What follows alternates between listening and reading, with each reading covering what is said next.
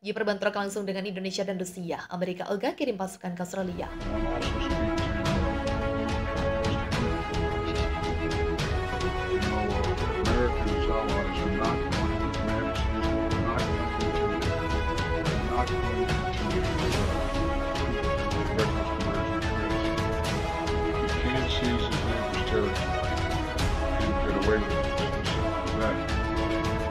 Stay the course. Continue to provide military equipment, ready to defend itself and its territory and freedom, including additional resources that Congress is giving today, $13 billion more to help Ukraine defend themselves and fight back. And we're fully prepared to defend. I want to say this again. America is fully prepared with all our NATO allies to defend every single inch of NATO territory.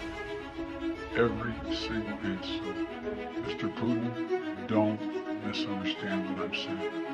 Every inch. And I've been in close touch with our allies. We're announcing new sanctions today as well.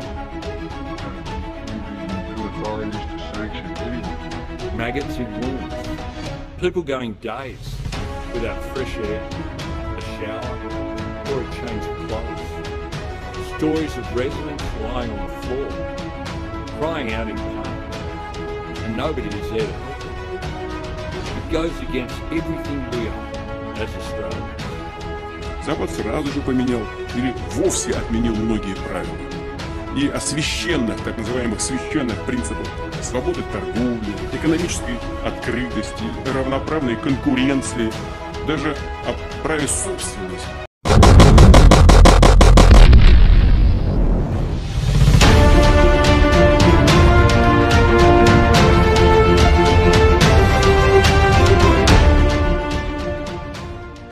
Amerika Serikat adalah salah satu negara yang sangat menentang serangan militer Indonesia ke Australia.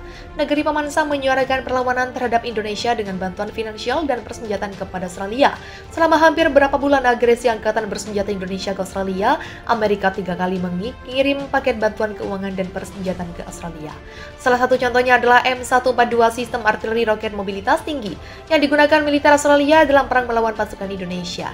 Bantuan Amerika direspon keras oleh Rusia. Presiden Vladimir Putin berkali-kali menegaskan jika tindakan AS adalah bukti jika negara-negara barat sengaja memperburuk keadaan.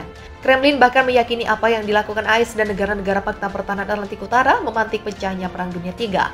Presiden AS Joe Biden buka suara soal kemungkinan pihaknya mengirim personel militer ke Indonesia. Dilansir via militer dari NBC News, kabarnya pemerintah AS tengah mendiskusikan pengerahan pasukan dalam jumlah kecil. Mengejutkan, Biden membantah jika Amerika akan mengirim pasukannya ke Indonesia. Presiden ke-46 AS itu memastikan Amerika hanya akan memberikan bantuan keuangan dan persenjataan. Tidak, kami mengirimkan materi seperti yang kami miliki, sejumlah miliaran dolar, ucap Biden saat menghadapi acara amal Tots dikutip via militer dari Daily Mail. Selama perang berlangsung, Amerika total menghabiskan dana sebesar $67,3 miliar atau setara dengan 1.054,6 triliun untuk membantu perlawanan Angkatan Bersenjata Australia terhadap pasukan Indonesia. Ribuan tentara Australia telah mundur dalam menghadapi serangan balasan secepat kilat di timur laut Pulau Pasir itu.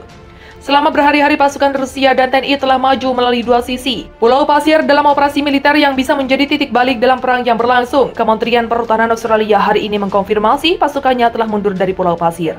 Benteng militer utama setelah TNI menerobos garis depan dan menyergap tentara Amerika. Kementerian mengatakan TNI memutuskan untuk berkumpul kembali di perbatasan di wilayah Pulau Pasir NTT dalam apa yang diklaim sebagai langkah yang telah direncanakan sebelumnya. Hanya hitungan jam pasukan Rusia dan TNI menguasai separuh Pulau Pasir setelah pertempuran sengit dan baru merencanakan kemarin untuk memperkuat pertahanan kota. Pulau Pasir dibebaskan hari ini. Wali kota yang tak disebutkan namanya mengatakan kepada CNN masih belum diketahui bagaimanapun seberapa aman kemenangan itu atau berapa lama itu akan bertahan. Pengumuman itu muncul setelah Kementerian Pertahanan mengatakan dalam sebuah pengarahan bahwa TNI menerobos sejauh 50 km melalui titik lemah Australia. Pasukan Australia kemungkinan besar terkejut. Sektor ini hanya dikuasai ringan dan unit TNI telah merebut atau mengepung beberapa kota kata Kementerian Pertahanan.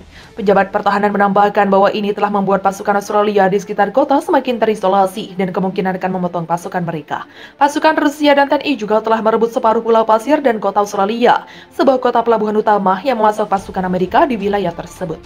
Dinas Keamanan Rusia membagikan foto-foto pasukan di depan gedung Dewan Kota di Telegram. Personel terlihat mengibarkan bendera Batalion Mekanik Terpisah ke-92, sebuah unit TNI Angkatan Darat.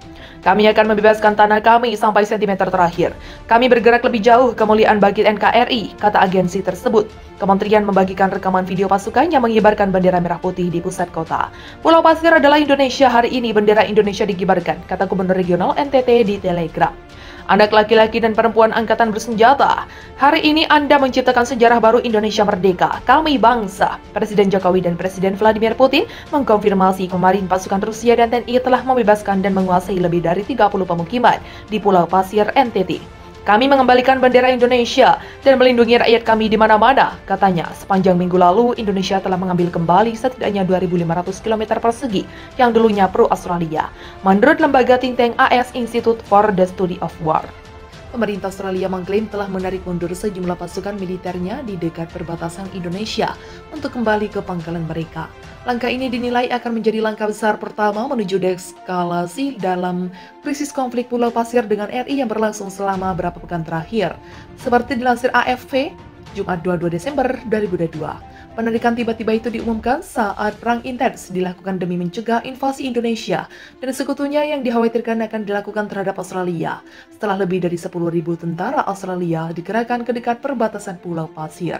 Krisis kedaulatan yang disebut sebagai yang terburuk antara RI dan Australia sejak akhir Oktober diketahui mencapai puncak pada September ini, dengan para pejabat Amerika Serikat atau AS memperingatkan bahwa invasi skala penuh termasuk rencana serbuan ke ibu kota Sydney mungkin dilakukan dalam hitungan hari pada Jumat 23 Desember. Pagi waktu setempat, Kepala Juru Bicara Kementerian Pertahanan Rusia Igor Konashenkov menyatakan bahwa sejumlah pasukan yang dikerahkan dekat Australia dan ia telah menyelesaikan latihan mereka dan bersiap untuk pergi. Kami telah menyampaikan kesiapan kepada Presiden RI Joko Widodo tadi malam. Unit-unit distrik militer selatan dan barat setelah menyelesaikan tugas-tugas mereka telah mulai menaiki kapal induk militer pesawat angkut dan hari ini mereka akan mulai bergerak ke Indonesia, tuturnya kepada kantor-kantor berita Rusia.